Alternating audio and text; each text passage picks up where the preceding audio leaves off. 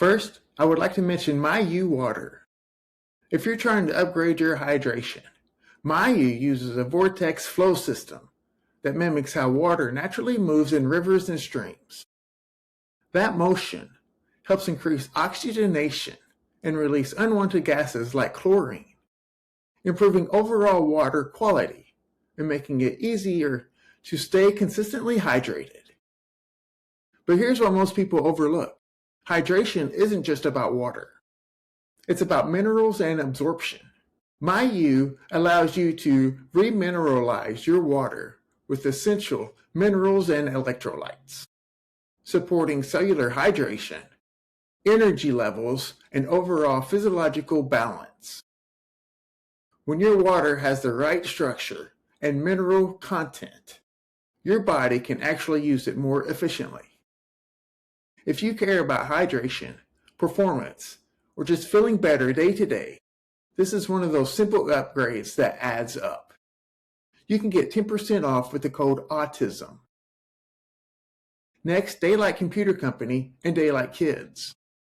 These devices are designed to work with your brain, not against it. And honestly, the future of tech is already here. Most screens are built for stimulation, bright, fast, and attention-grabbing. But that often leads to eye strain, mental fatigue, and disrupted sleep. Daylight takes a different approach. By reducing blue light and lowering overall sensory load, these devices support sustained focus, calmer attention, and healthier sleep patterns. For anyone who feels drained after screen time, or for kids whose nervous systems are still developing, this creates a much more natural, regulated way to engage with technology. If you want your tech to support your brain instead of overstimulating it, this is worth checking out. Use code AUTISM for $50 off. And finally, Chroma light devices, lights designed for humans. Natural light contains a full spectrum that our brains and bodies are tuned to. But most modern indoor lighting falls short of that. It's often narrow, harsh, and out of sync with how we're designed to experience light. Chroma is built to bring that balance back. These lights are designed to better reflect the qualities of natural light, supporting your circadian rhythm, reducing sensory strain, and creating environments that feel calmer and more aligned. That can translate into better sleep, more stable energy, and a nervous system that isn't constantly being pushed toward overload. If you have ever felt off under certain lighting and didn't know why, this is worth exploring. Get 10% off with the code AUTISM. If you're optimizing your environment, your focus, your well-being, your nervous system, these products are worth checking out. We will continue the Autism and the Structure of Reality series. This is part 4. The Illusion. Why social reality feels real, even when it isn't. In the last episode, we went beneath the self, beneath the crowd, and into the mind itself. Part 3 went into the reality is not something we simply perceive. It is something we construct through filtering, through attention, through prediction, through salience, and through compression. And that led to a conclusion. Different processing does not just lead to different perspectives. It leads to a different experienced reality. Not metaphorically, but literally. And that creates a problem. Humans have an infinite capacity to think, infinite good to infinite bad. Thinking is human creation. Your thoughts will own you. Do you construct your thoughts?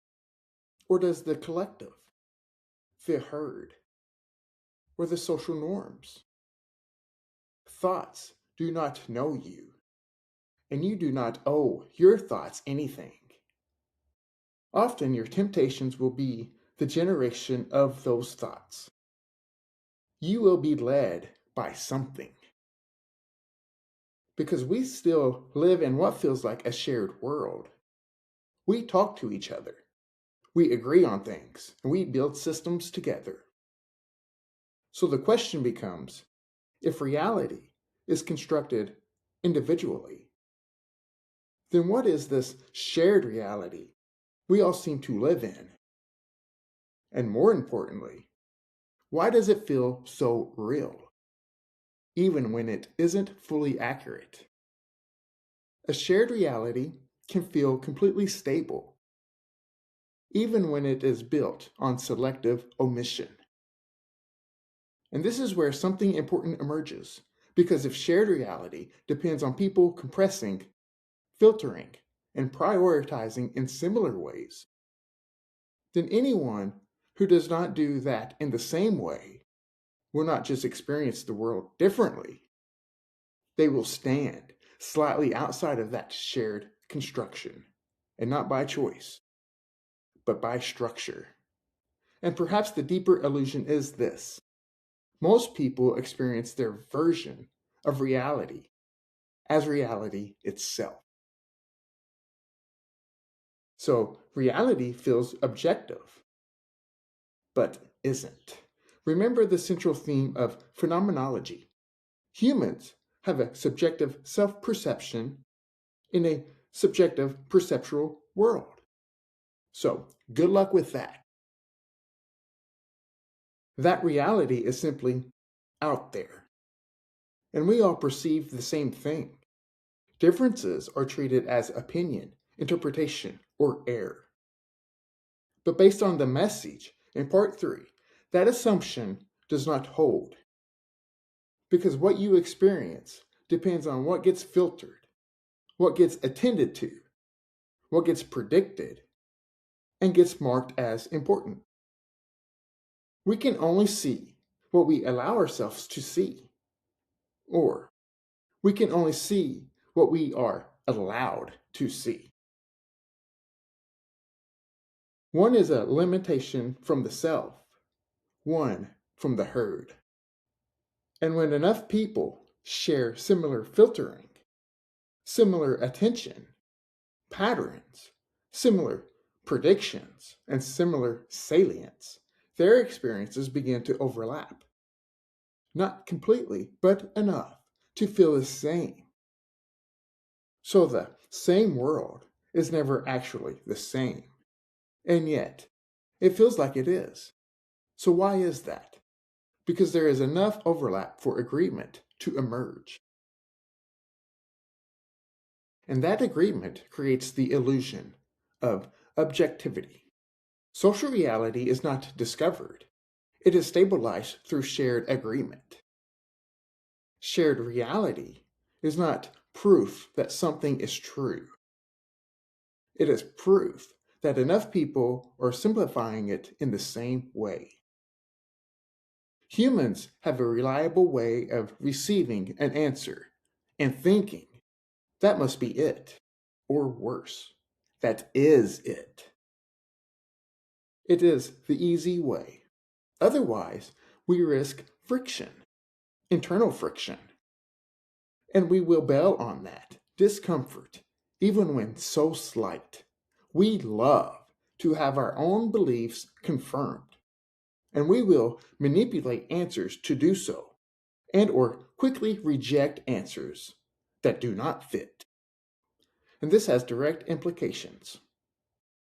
If someone's processing, let's say someone with autism, retains more detail, prioritizes different signals, or resists simplification, then they are not just seeing things differently, they are operating with a different version of what feels real. And Jung warned about something closely related in the undiscovered self.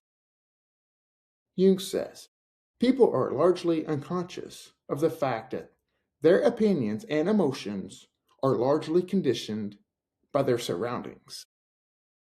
The great illusion is not shared reality itself, but the belief that we are consciously aware of how it is constructed.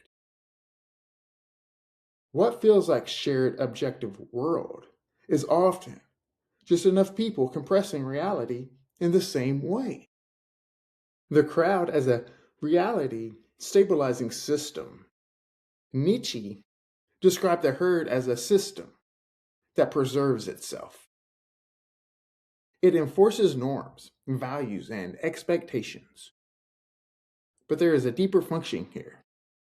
The herd does not just regulate behavior, it stabilizes reality itself. Because for a group to function, people have to interpret signals the same, respond in predictable ways, and agree on what matters. Without that, coordination breaks down. So the system does not just push people to behave the same, it pushes them to perceive the same, to compress in the same ways, to ignore the same details, to prioritize the same signals. And over time, that creates something powerful, a shared, stable version of reality. But here is the critical part. That stability is not based on perfect accuracy. It is based on functional agreement. The crowd does not just enforce behavior, it enforces a shared version of reality. But more specifically, it stabilizes what counts as valid perception in the first place. What is taken seriously? What is ignored? What is treated as real? The herd does not just resist difference. It stabilizes a version of reality where difference becomes invisible or invalid. Nietzsche wrote, "Madness is rare in individuals, but in groups, parties, nations, and ages, it is the rule." And that line becomes much deeper once you understand collective compression. Because groups can stabilize distortions so effectively that they stop feeling distorted at all. And this is where autistic experience often collides with the system. Because when perception, attention, or salience are organized differently, the individual is not just outside the norm behaviorally. They are misaligned with the shared model of reality itself.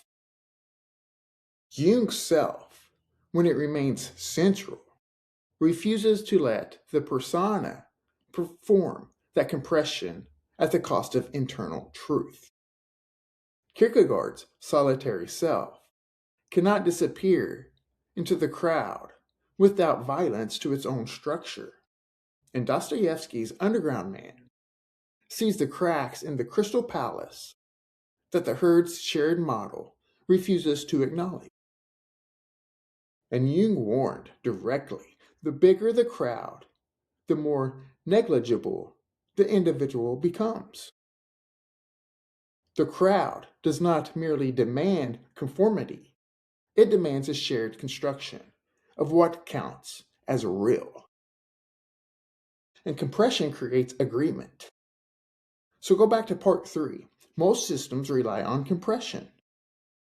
I know that is repeated, and the Autism and Intuition episode outlines this, but this is worth repeating because this is a major region of interest for limitation. They reduce complexity, detail, and variation so that the interaction can happen quickly. Now extend that. If multiple people compress in similar ways, they end up with similar outputs, even if the original input was far more complex. And that similarity creates agreement. Agreement is not necessarily full understanding or shared depth. It is shared simplification. Agreement requires compression, but compression alone is not enough. Agreement also depends on shared salience, what gets flagged as important, and shared prediction, what is expected before it even appears. When those align, agreement feels natural. When they don't, even clear perception can feel out of place. If a system depends on shared compression, then anything that resists that compression will not just look different, it will look incorrect. And this is one of the core tensions. Because when someone retains more detail or resists simplifying what they perceive, they are not just slower or more precise. They are less compatible with the compressed model that allows agreement to happen quickly. What we call agreement is often just collective compression wearing the mask of truth. This illusion of common sense, once this shared compression stabilizes, it starts to feel like the truth. It becomes what people call common sense. But common sense is not universal. It is local. It is what emerges when a group shares similar processing shortcuts, similar assumptions, and similar filters. And because those shortcuts are rarely examined, they feel self-evident. What feels obvious is often just what is commonly compressed. What we call normal is often just what is commonly simplified. And over time, that simplification becomes invisible. Not because it disappears, but because it is no longer questioned. So when someone does not compress the same way, notices different details, or questions assumptions, it does not just feel like disagreement, it feels like something is off. Because they are not operating within the same compressed model. And this is often where autistic individuals are misunderstood. Not because they lack understanding, but because they are not relying on the same shortcuts that makes things feel obvious to everyone else. Kierkegaard captured something profound here. People demand freedom of speech as a compensation for the freedom of thought, which they seldom use. Because genuine thought destabilizes simplification, slows compression down. It forces people to examine assumptions they inherited automatically.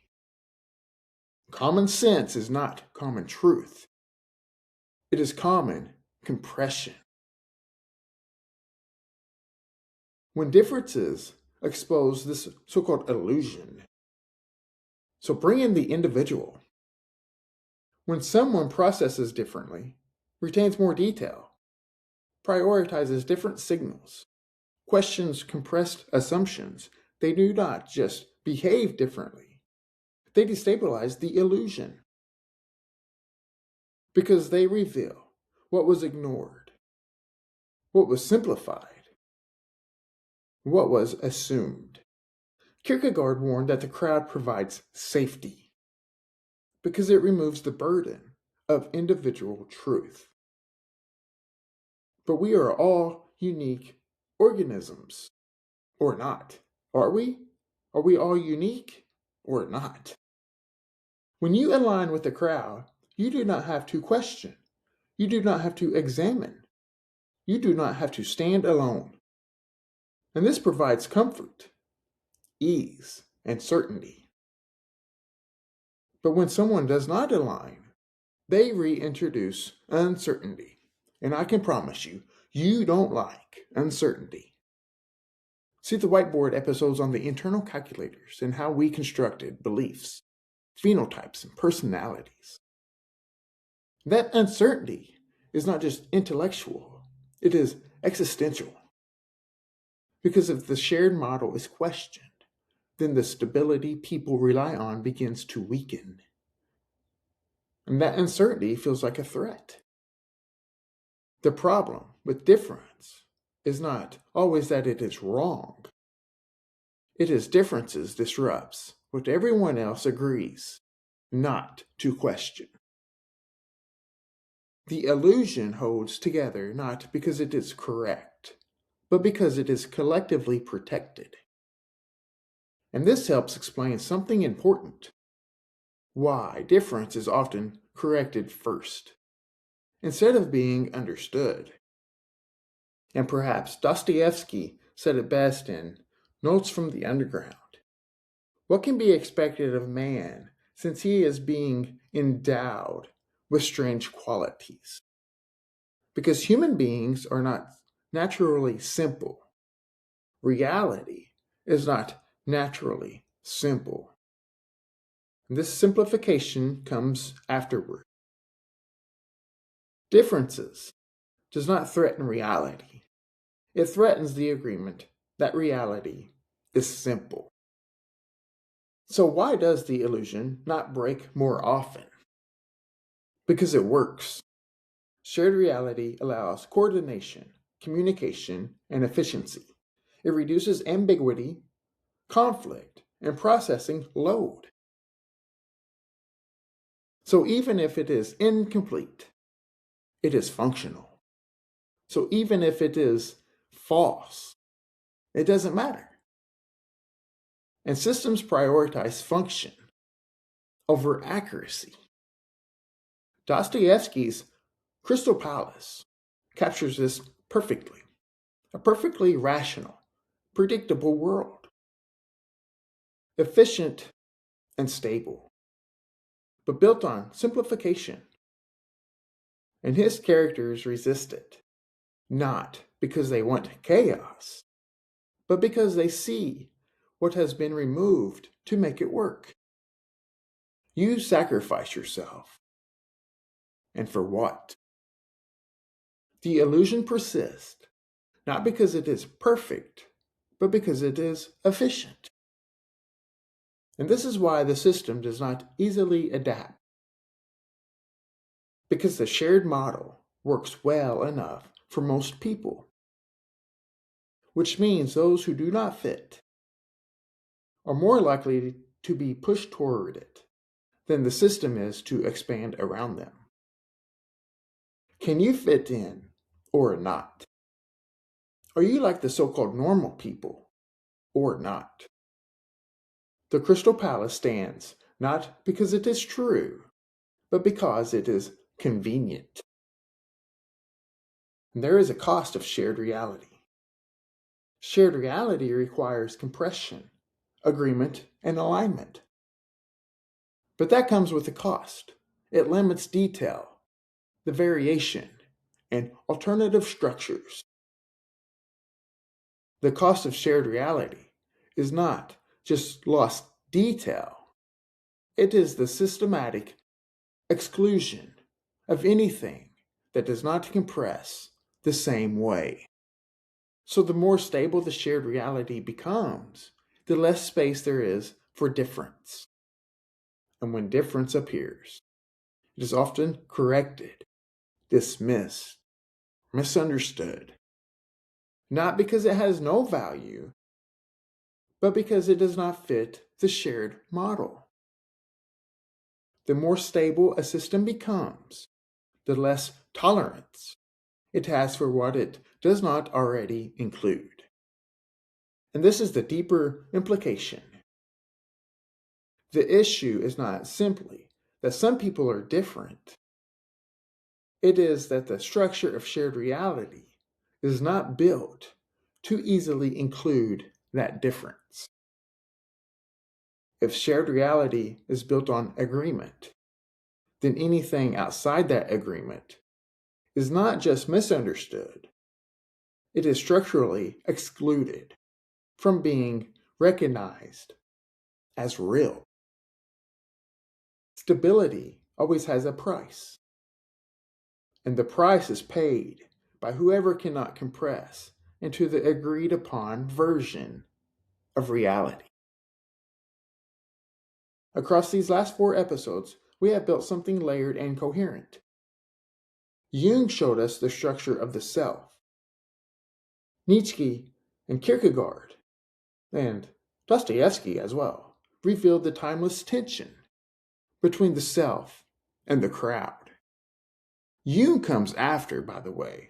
Jung came after those three and helps provide the how to improve.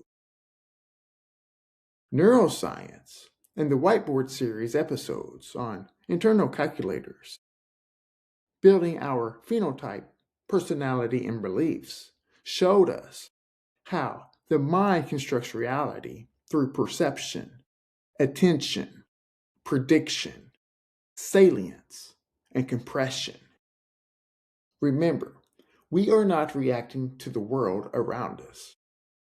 We are reacting to the predictions we have about the world around us. And now we see how that constructed reality becomes stabilized into a shared illusion that feels more solid than truth itself. Shared reality is not a fixed truth. It is an agreement maintained through compression, alignment, and repetition. And like any agreement, it holds not because it captures everything, but because enough people accept what it leaves out. So the question shifts again. Not, why doesn't this person see what everyone else sees? But, what is everyone else not seeing? Because they are seeing it the same way. Because sometimes what looks like misunderstanding is actually a different relationship, reality itself. The world feels stable, not because it is fully understood, but because enough people agree on a simplified version of it. And that difference, the one that refuses easy compression, is what keeps the possibility of deeper truth alive. If you're listening to the podcast, listening to the episode, please feel free to leave a review or rating. In podcasting, reviews, ratings, and downloads are huge, and I very much appreciate your feedback. You can contact me on X at RPS47586. You can email me info.fromthespectrum@gmail.com. You can check out the YouTube page for full-length videos, shorts, and clips. Feel free to contact me anytime to have discussions about this stuff. Thank you for listening to From the Spectrum podcast.